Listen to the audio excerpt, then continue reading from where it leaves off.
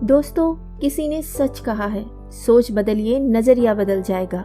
नजरिया बदला तो जिंदगी बदल जाएगी। मैं हूं आपकी दोस्त ज्योति। आपका स्वागत है मेरे चैनल एम्पावर द लाइफ में। आज की कहानी का शीर्षक है अच्छे लोगों की संगत। हकीम लुकमान का पूरा जीवन जरूरतमंदों की सहायता के लिए समर्पित था।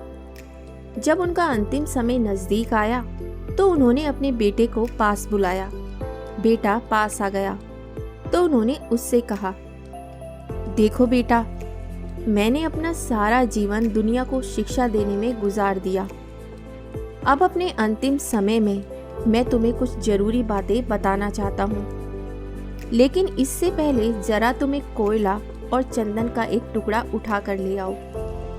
बेटे को पहले तो ये बड़ा अटपटा लगा, लेकिन उसने सोचा कि अब पिता का हुक्म है तो ये सब लाना ही होगा। उसने रसोई घर से कोयले का एक टुकड़ा उठाया। संयोग से घर में चंदन की एक छोटी लकड़ी भी मिल गई। वह दोनों को लेकर अपने पिता के पास पहुंच गया। उसे आया देख लुकमान बोले, बेटा, अब इन दोनों चीजों को नीचे फेंक दो।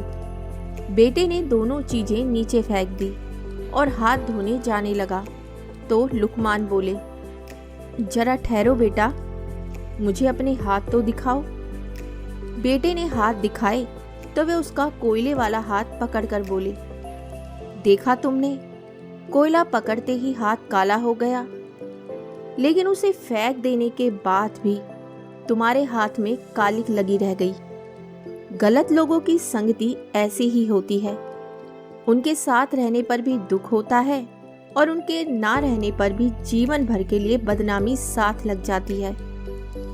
दूसरी ओर सज्जनों का संग इस चंदन की लकड़ी की तरह है। जो साथ रहते हैं तो दुनिया भर का ज्ञान मिलता है और उनका साथ छूटने पर भी उनके विचारों की महक जीवन भर बनी रहती है। इसलिए हमेशा अच्छे लोगों की संगति में ही रहना।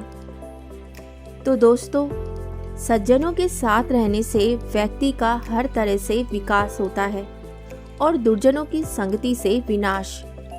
इसलिए बहुत सोच समझकर इष्ट मित्र का चयन करना चाहिए, अन्यथा हम सारी जिंदगी उसकी भरपाई करते हैं। उम्मीद करती हूँ आपको कहानी पसंद आई होगी। तो बहुत जल्द मिलती हूँ एक कहानी और नई सोच के साथ। तब तक हंसते रहिए, मुस्कुराते रहिए और अपना ख्याल रखिए।